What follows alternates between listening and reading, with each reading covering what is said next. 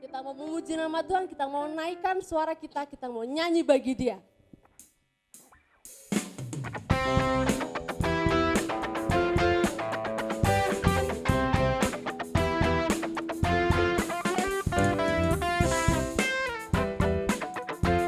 Kita mau serukan namanya. Angkatlah suaramu, puji dan serukan nama Yesus. Tinggalkan bebanmu, tak perlu khawatir, sebab Dia sanggup. Gerakkan kakimu, menarilah dan bertepuk tangan, bersukacitalah. Tak perlu khawatir, sebab Dia sanggup. Sekarang janjikan kebesarannya, yang kuat dan berkuasa. Bersorak-sorai karena kasih-Nya telah datang melawat kita. Nyanyi bagi Dia.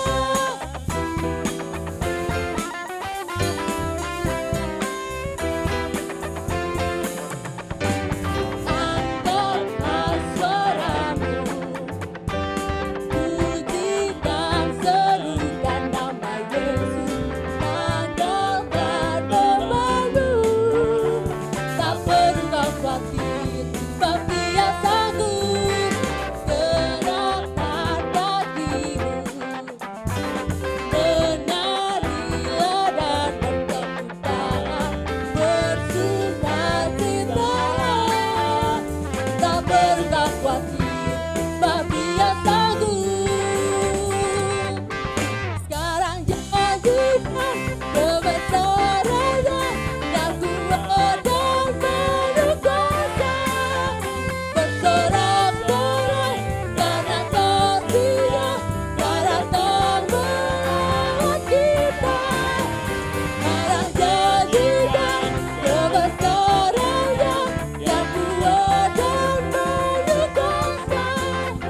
Bersorak-sorai karena kasih-Nya telah datang melawat kita.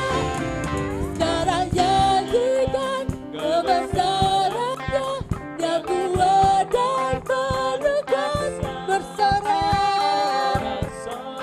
Bersorak karena kasih-Nya telah datang melawat kita. Sekarang janjikan kebesarannya, yang kuat dan berkuasa. Bersorak-sorai karena kasih-Nya telah datang melawat kita. Sekarang janjikan kebesarannya, yang kuat dan berkuasa. Bersorak-sorai karena kasih-Nya telah datang melawat kita. Nyanyi bagi Dia, nyanyi bagi Dia, nyanyi bagi Dia, nyanyi bagi Dia, nyanyi bagi Dia. Mari kita beri tepuk untuk Tuhan.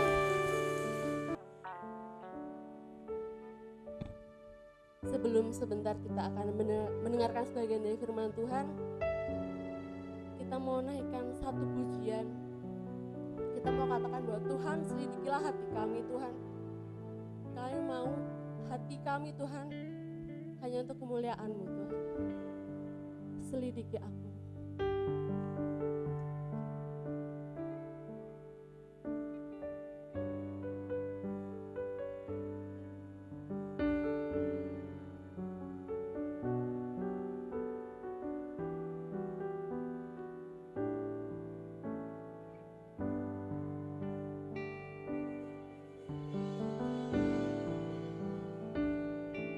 Selidiki aku,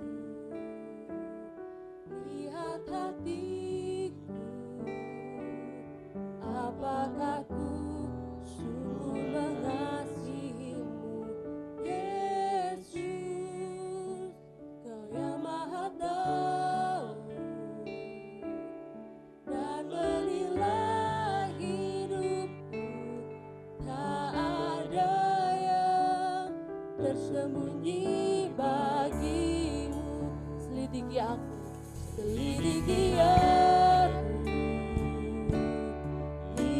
hatiku,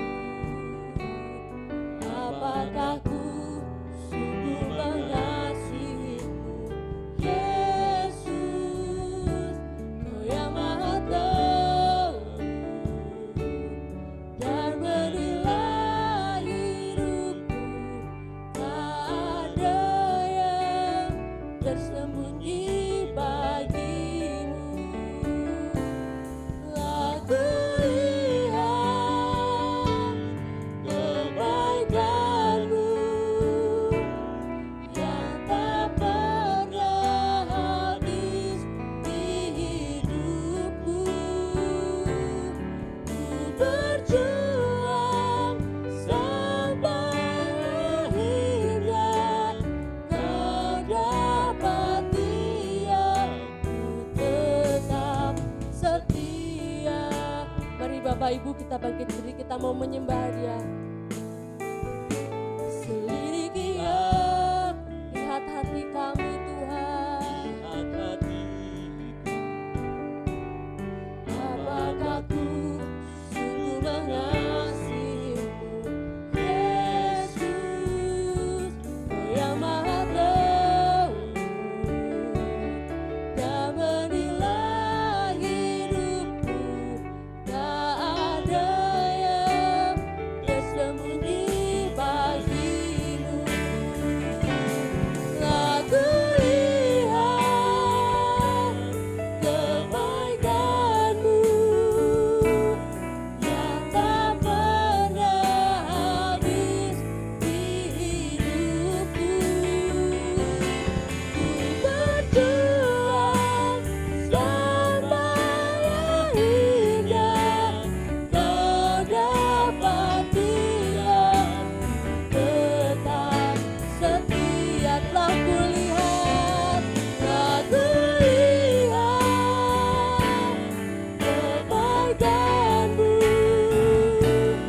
yang tak pernah habis di hidupku.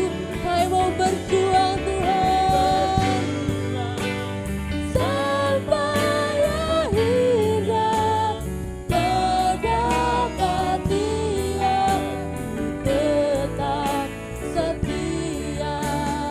Kau dapati aku tetap setia. Kau dapati aku tetap setia.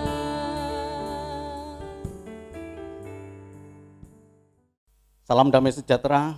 Kita mengucap syukur kepada Tuhan karena betapa baiknya Tuhan, seperti yang pujian tadi naikkan, bahwa kasih setia Tuhan selalu baru dan kasih setia Tuhan itu tak pernah berakhir dalam hidup kita.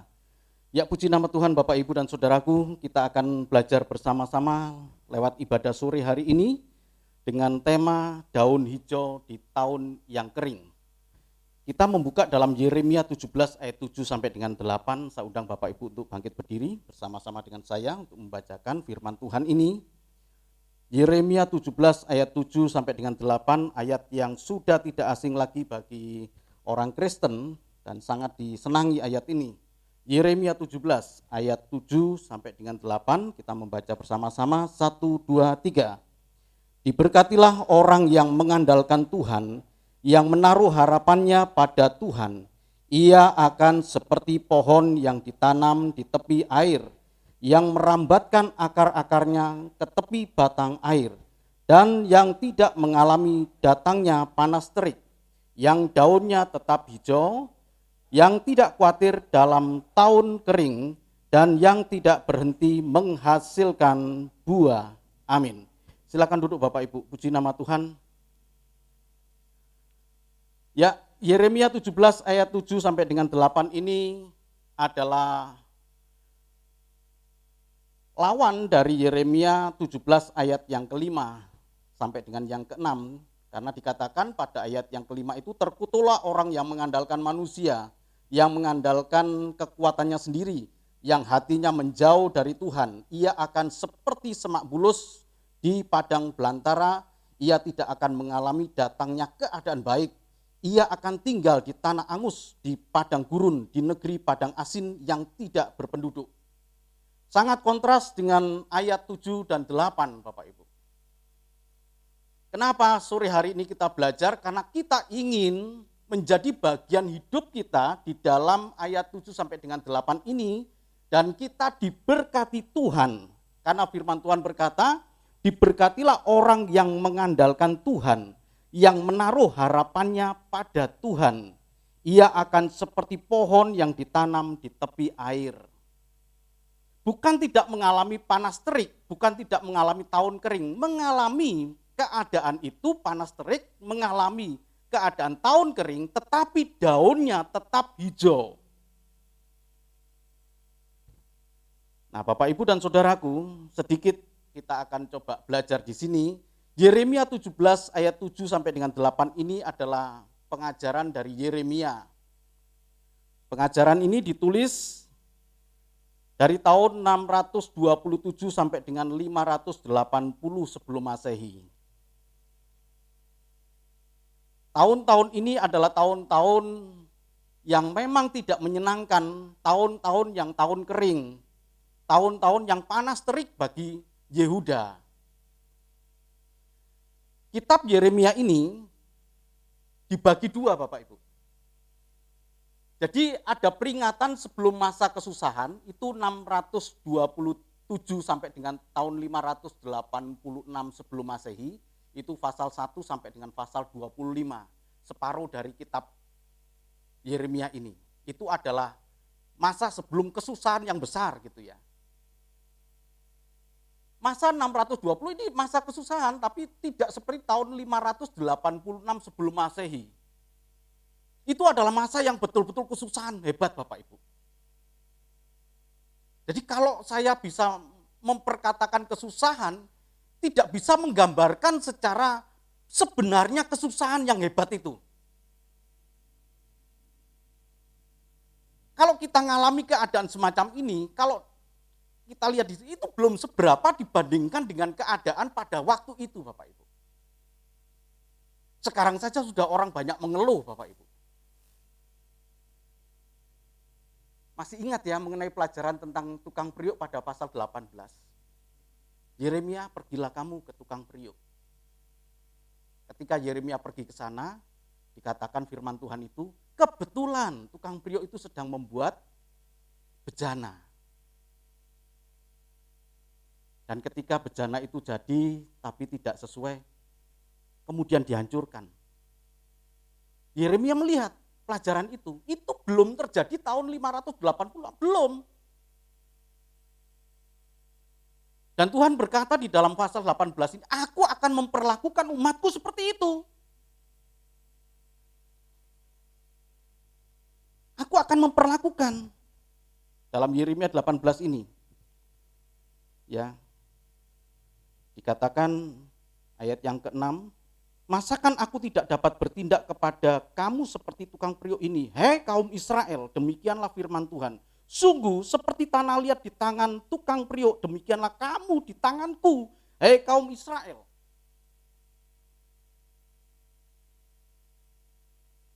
Ketika Tuhan membentuk, tentu menyenangkan Bapak Ibu.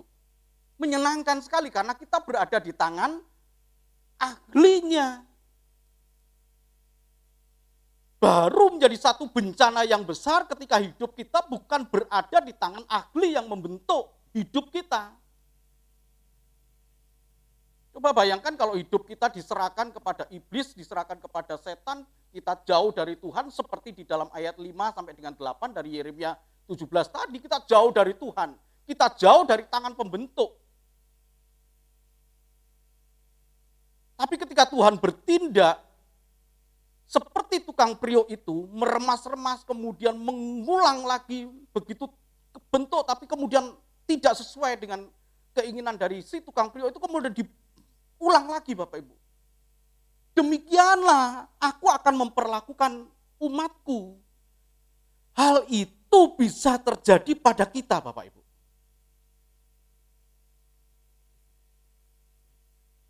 Biarkanlah Tuhan yang membentuk kita dengan cara Tuhan.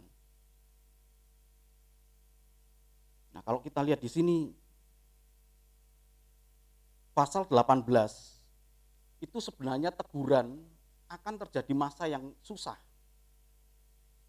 Diingatkan. Nah, kemudian yang kedua, bagian yang kedua dari kitab Yeremia ini, pelajaran dan janji pemulihan. Setelah terjadi kesukaran besar itu, maka ada janji Tuhan, ada pemulihan Tuhan, supaya tetap berada di tangan tukang priuk. Kan ayat yang paling terkenal, yang Bapak Ibu kenal kan di dalam Yeremia 29 ayat yang ke-11. Rancanganku bukanlah rancanganmu, jalanku bukanlah jalanmu. Aku akan memberikan masa depan yang cerah, kan begitu Yeremia 29 ayat yang ke-11. Masa depan yang cerah, itu belum terjadi loh. Pemulihan belum terjadi, tapi Tuhan memberikan janji kepada umatnya ini untuk tetap ada di dalam kuasa Tuhan. Jadi janji pemulihan. Bapak, Ibu, dan Saudaraku yang kasih Tuhan, saya merenungkan ini ya, jadi Yeremia 17 ini, diberkatilah orang yang mengandalkan Tuhan, yang menaruh harapannya pada Tuhan. Tidak perlu kita menunggu tahun kering, tidak menunggu kita menunggu panas terik datang, tidak perlu Bapak Ibu. Dalam segala keadaan kita mengandalkan Tuhan. Amin Bapak Ibu. Keputusasaan adalah mengaburkan penglihatan kita akan kuasa Tuhan. Semakin putus asa, semakin kabur, dan akhirnya semakin buta kita, dan akhirnya kita tidak mampu melihat kebaikan Tuhan. Demikian juga dengan rasa khawatir. Rasa khawatir akan membuat hidup kita semakin jauh dari Tuhan. Kalau orang berkata khawatir itu adalah manusiawi, saya katakan ya, manusiawi. Tetapi bukan menjadi bagian orang Kristen ketika kekhawatiran itu menguasai hidup kita. Saya juga punya rasa khawatir Bapak Ibu. Saya yakin Bapak Ibu juga mengalami masa-masa keadaan-keadaan khawatir. Tetapi ketika khawatir itu menguasai kita, ini yang akan menjauhkan kita dari hidup diberkati Tuhan Bapak Ibu. Dan firman Tuhan berkata di sini, ia akan seperti pohon yang ditanam di tepi air, yang merambatkan akar-akarnya ke tepi batang air, dan yang tidak mengalami datangnya panas terik. Tidak mengalami datangnya panas terik, bukan berarti panas terik tidak datang, tapi panas terik itu tidak menguasai dia, tidak mempengaruhi dia untuk menghasilkan buah. Sehingga dikatakan, ditegaskan, yang daunnya tetap hijau, yang tidak khawatir dalam tahun kering, dan yang tidak berhenti menghasilkan buah. Sangat menyenangkan Bapak Ibu. Tadi waktu saya jalan itu, saya menaikkan pujian tentang jalan Tuhan. Hari esok tidak pernah kita tahu. Tapi yang tahu kita di dalam Tuhan ada ketenangan hidup.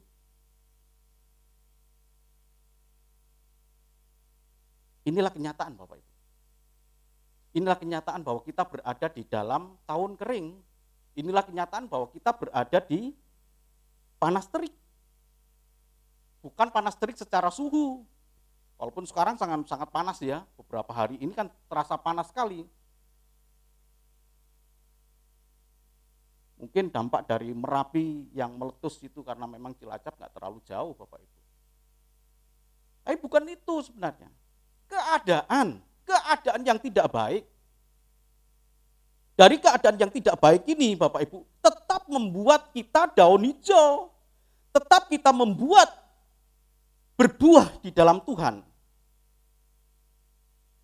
Tahun kering, coba kita lihat Yeremia 29 ayat 20 sampai dengan 23.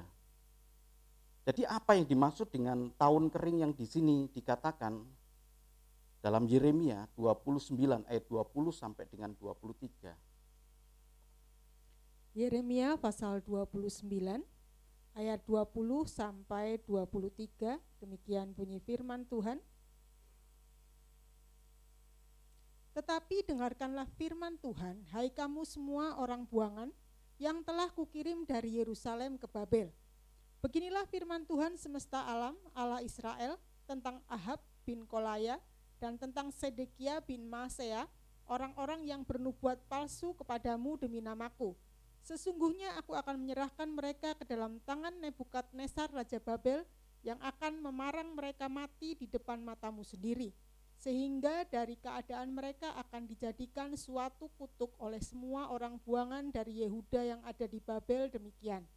Biarlah Tuhan memperlakukan kamu seperti Sedekia dan Ahab, yang telah dipanggang oleh Raja negeri Babel di dalam api. Oleh karena mereka telah melakukan kebebalan di Israel, telah berzinah dengan istri sesama mereka, dan telah mengucapkan demi namaku perkataan dusta yang tidak kupesankan kepada mereka. Aku sendirilah yang mengetahui dan menyaksikannya, demikianlah firman Tuhan. Amin.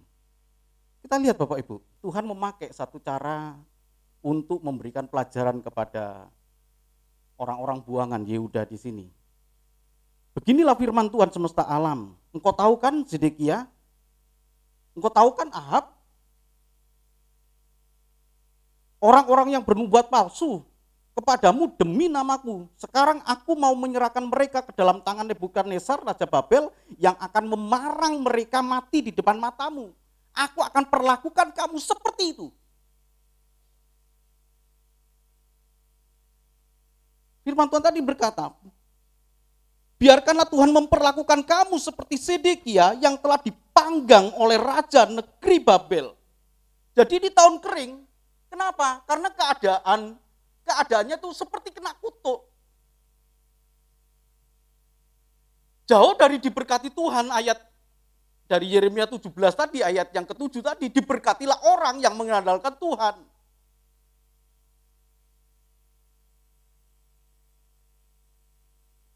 Lawan dari orang yang diberkati Tuhan adalah keadaan yang dikutuk loh Bapak Ibu.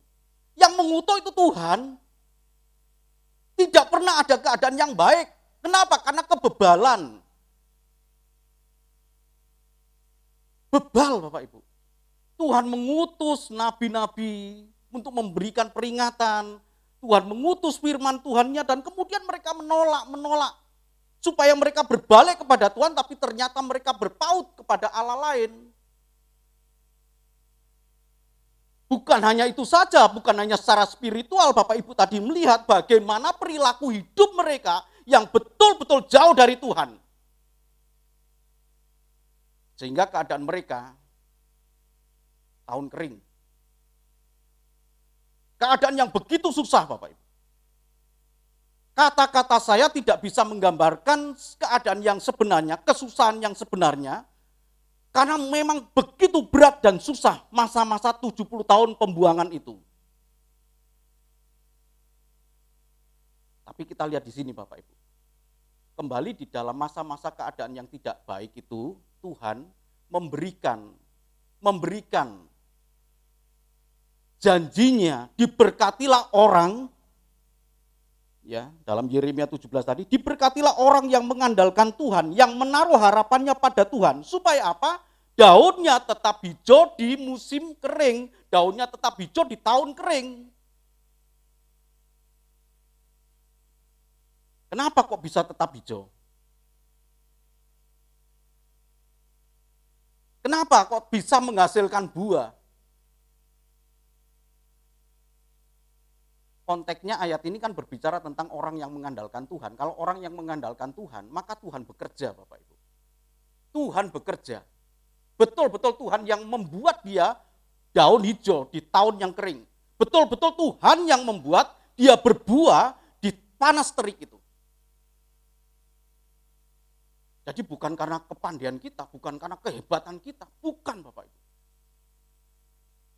Tapi karena kita mengandalkan Tuhan. Dan Tuhan kemudian bekerja. Amin Bapak Ibu. Ya banyak anak-anak Tuhan yang alami keadaan itu Bapak Ibu. Ya, saya punya banyak teman, para hamba Tuhan, pendeta juga, Bapak Ibu, merasakan loh dampak-dampak kayak begini. Tapi hebatnya, betul-betul Tuhan pelihara. Di masa-masa tahun kering, di masa-masa panas terik, Tuhan pelihara.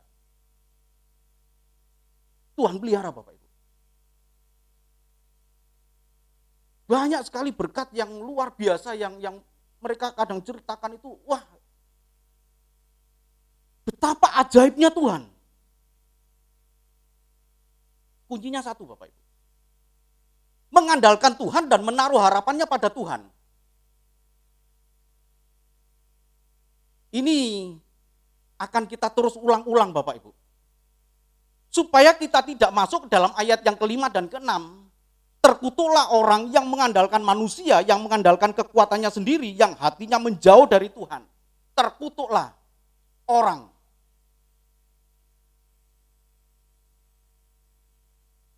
Saya rindu kita diberkati Tuhan, amin. Tapi itu tadi Bapak Ibu. Seberapa kuat kita mengandalkan Tuhan. Seberapa kuat kita mengandalkan Tuhan. Besok saya pergi ke Bogor Bapak Ibu, saya sudah berjanji dengan beberapa anak Tuhan di sana untuk berkumpul dalam ibadah kecil. Tapi saya percaya Tuhan tidak pernah lepas. Saya terus mengandalkan Tuhan. Seperti ini Bapak Ibu. Ketika tahun kering, kenapa ngalami tahun kering dan ternyata daunnya kering? Kalau kita kan ngalami tahun kering, ngalami panas terik, tetapi daunnya tetap hijau, pohonnya tetap berbuah. Karena berlawanan, kita bukan dalam keadaan kena kutuk, tapi kita dalam keadaan diberkati Tuhan.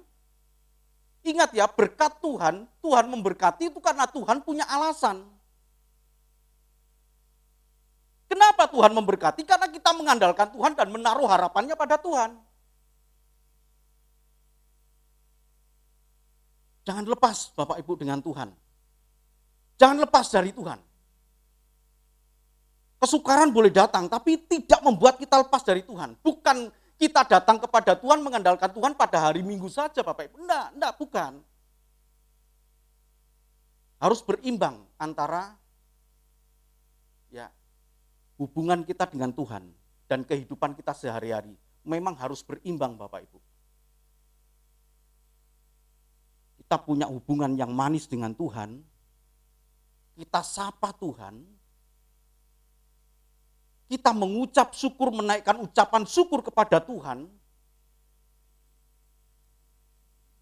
tapi hidup kita juga baik, menjadi berkat. Tahun kering, tapi keadaan kita bukan kena kutuk.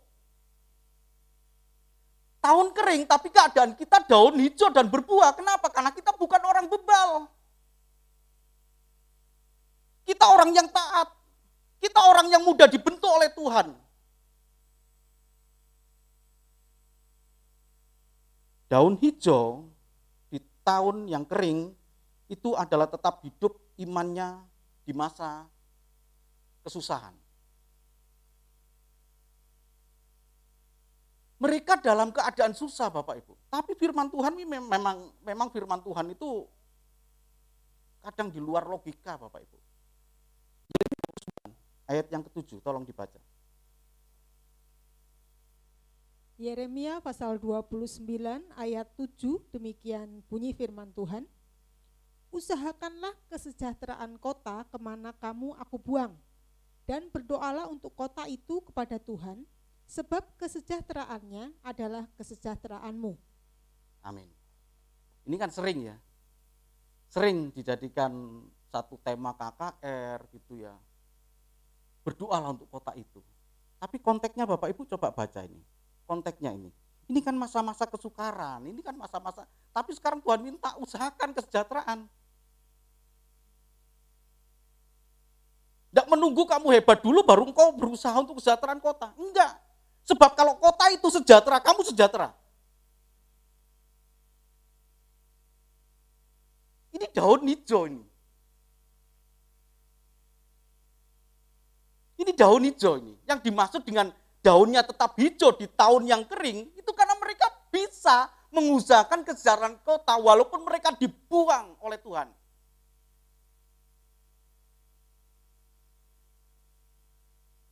Kalau orang Israel itu terbuang dari Yerusalem, Bapak Ibu, itu begini loh. Lain kalau misalkan saya dari kota Jawa Timur, Pasuruan, dan kemudian saya berada di Bogor sejak tahun 85 sampai dengan tahun 2010 saya berada di Bogor. Seolah-olah saya dibuang dari kota. Bukan. Jadi gini, ketika orang ada di Yerusalem, ya orang ada di Yerusalem, kemudian dibuang, itu perasaan hati dia ini. Karena terbuang dari kota suci. Karena terbuang. Dan mereka merasakan Tuhan yang bertindak sebagai hukum. Sehingga pada saat mereka berada di kota pembuangan di Babel itu, sekarang Irak ya, berada di kota pembuangan itu, hati mereka tidak tenang. Mereka beribadah kepada Allah lain. Ketika berada di kota pembuangan, Yeremia 16 ayat yang ke-13. Yeremia 16 ayatnya yang ke-13. Maka aku akan melemparkan kamu dari negeri ini ke negeri yang tidak dikenal oleh kamu. Dari negeri ini, dari Yerusalem, ke negeri yang tidak dikenal oleh kamu, ataupun nenek moyangmu, terus. Di sana kamu akan beribadah kepada Allah lain siang malam, sebab aku tidak akan menaruh kasihan lagi kepadamu. Engkau akan beribadah kepada Allah lain.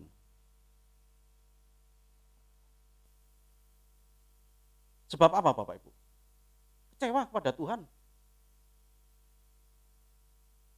Hati mereka seperti terbuang. Maka mereka meninggalkan Allah. Bukankah keadaan ini sama seperti keadaan banyak orang-orang sekarang ini, orang-orang Kristen juga.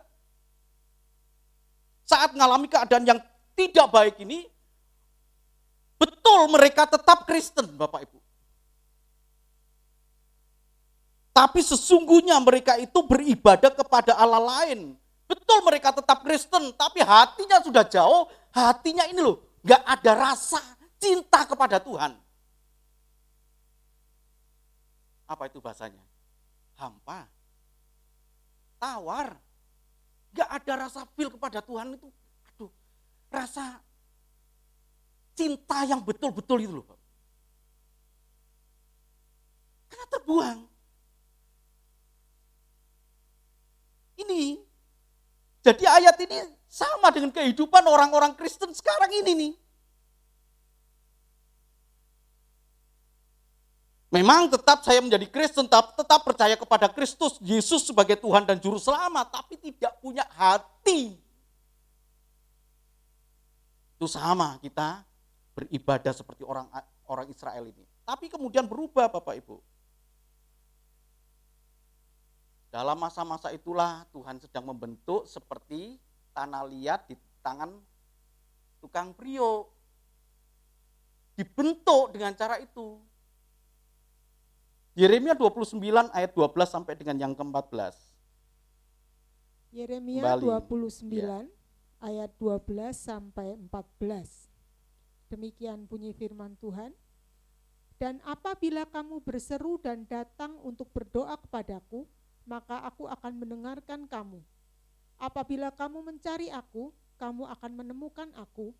Apabila kamu menanyakan aku dengan segenap hati, aku akan memberi kamu menemukan aku, demikianlah firman Tuhan. Dan aku akan memulihkan keadaanmu dan akan mengumpulkan kamu dari antara segala bangsa dan dari segala tempat kemana kamu telah kucerai-beraikan. Demikianlah firman Tuhan. Dan aku akan mengembalikan kamu ke tempat yang dari mana aku telah membuang kamu. Amin. Ayat 11 berkata demikian, sebab aku ini mengetahui rancangan-rancangan apa yang ada padaku mengenai kamu, demikianlah firman Tuhan, yaitu rancangan damai sejahtera dan bukan rancangan kecelakaan. Aku membuang kamu itu bukan untuk mencelakakan. Kita kita mengalami keadaan susah semacam ini Bapak Ibu, bukan kecelakaan bagi kita. Ini adalah rancangan damai sejahtera Tuhan. Amin. Ini rancangan damai sejahtera Tuhan Bapak Ibu. Supaya apa? Kita menikmati betapa indahnya kasih setia Tuhan di tahun yang kering. Ini bukan rancangan kecelakaan, tapi rancangan damai sejahtera untuk memberikan kepadamu hari depan yang penuh dengan harapan. Baru kemudian dikatakan, dan apabila kamu berseru dan berdoa kepadaku, maka aku akan mendengarkan kamu. Daunnya tetap hijau karena dia punya iman yang mencari Tuhan. Apakah sudah pulih? Belum Bapak Ibu. Itu belum keadaan yang baik. Masih dalam keadaan tahun kering. Mereka berada di Babel. Ketika berada di Babel, anggap saja seperti Daniel Bapak Ibu. Coba Daniel, dia bekerja di istana, menjadi orang kepercayaan. Tapi apakah dia suka ada di Babel? Enggak, hatinya itu terarah ke Yerusalem. Pengen pulang. Itu loh Bapak Ibu. Tadi saya katakan, kalau saya terbuang kemudian saya pengen pulang, enggak, saya sudah nyaman di Bogor kok. Beda. Tapi bagi orang Israel ketika keluar dari Yerusalem, itu menjadi satu, kesesakan hati itu. Tapi Tuhan berkata, usahakanlah kesejahteraan kota. Tetap punya daun yang hijau. Kalau awalnya dia beribadah kepada Allah lain, awalnya dia kecewa kepada Tuhan, tapi firman Tuhan berkata tadi, engkau akan mencari aku, maka engkau akan menemukan. Apabila engkau berseru kepadaku, aku dengar. Apabila engkau mencari aku, kamu akan menemukan aku, kata Tuhan. Dan kamu akan menanyakan aku dengan segenap hati, Artinya kembali rasa yang hampa itu, hati yang tawar itu, muncul rasa cintanya kepada Tuhan.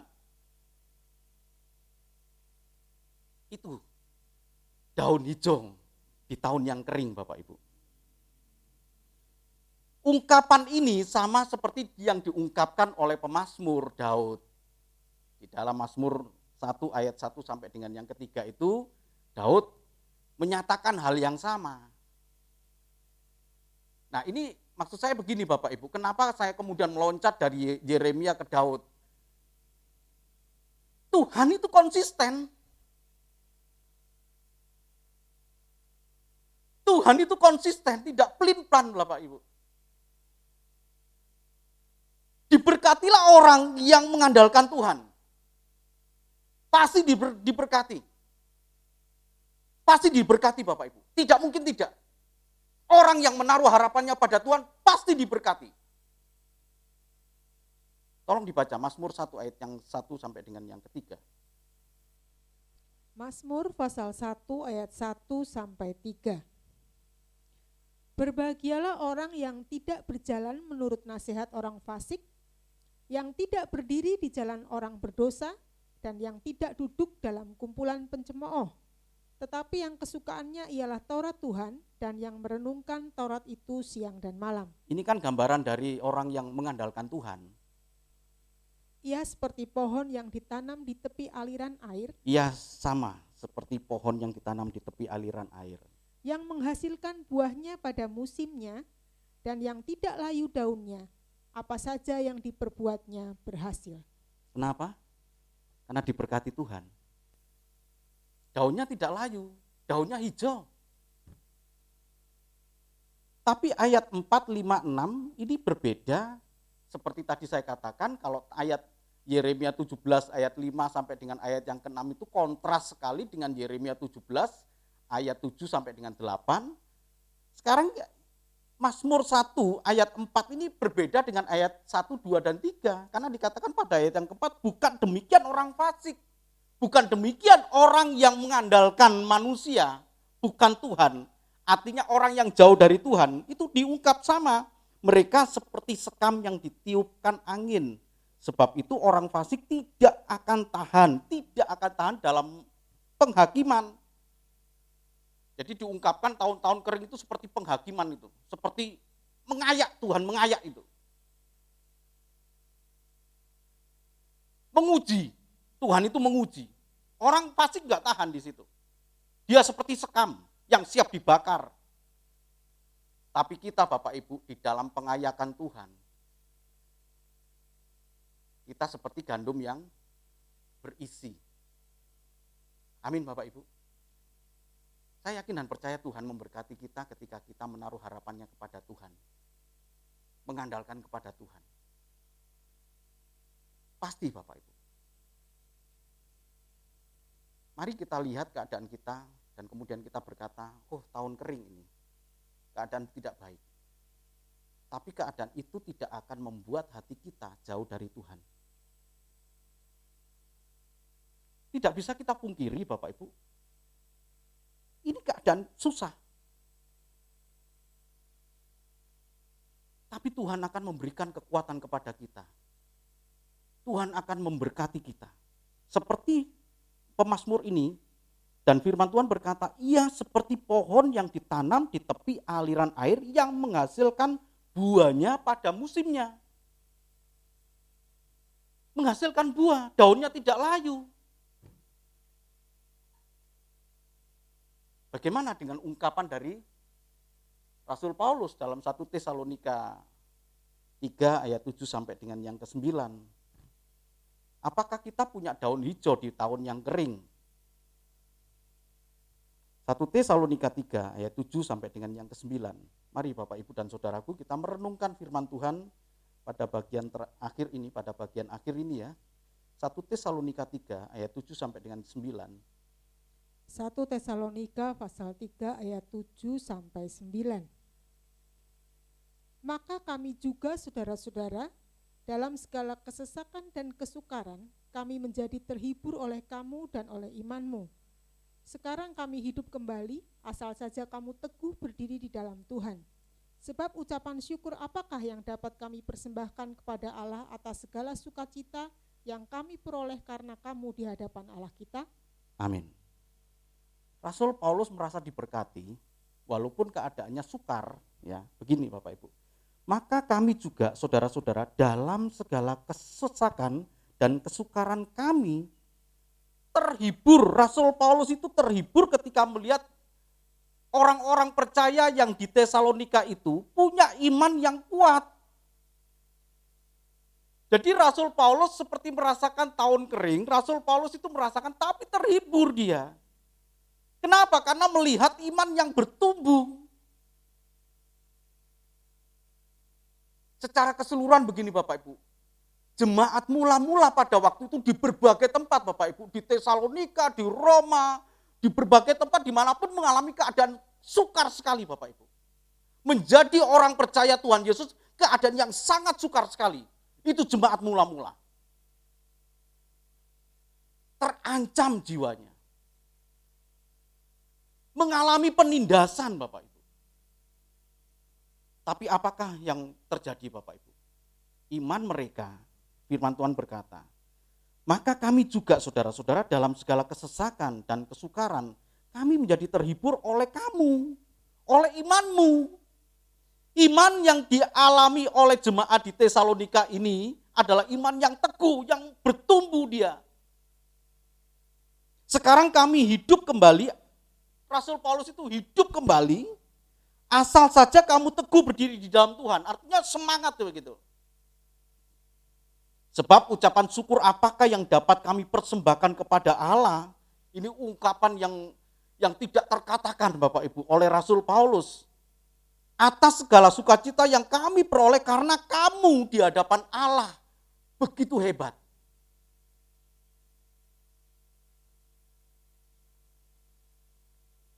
Daun tetap hijau. Pohon tetap berbuah di masa kesukaran. Jadi kalau kita lihat daun hijau di tahun yang kering, itu bersukacita di dalam Tuhan. Seperti yang diungkapkan di dalam Filipi 4 ayat 10 sampai dengan yang ke-13, ayat ini sangat populer Bapak Ibu ya, karena dikatakan segala perkara dapat kutanggung di dalam Dia yang memberikan kekuatan kepadaku. Rasul Paulus katakan, bukan rahasia lagi kalau saya kelapar, kalau saya mengalami kesusahan, bukan rahasia lagi. Saya alami keadaan itu. Tapi kemudian ditutup di dalam ayat yang ke-13 dari Filipi 4 ini, dan dikatakan segala perkara dapat kutanggung di dalam Dia yang memberikan kekuatan kepada kita. Bapak, Ibu, dan saudaraku yang kasih Tuhan, diberkatilah kita semua karena kita menaruh harapan kepada Tuhan, bukan mengandalkan kekuatan kita. Keadaan memang keadaan yang sangat sukar, tetapi kita tetap menaruh harapannya kepada Tuhan, dan kita punya daun yang hijau dan berbuah walaupun di tahun yang kering. Tuhan memberkati. Amin.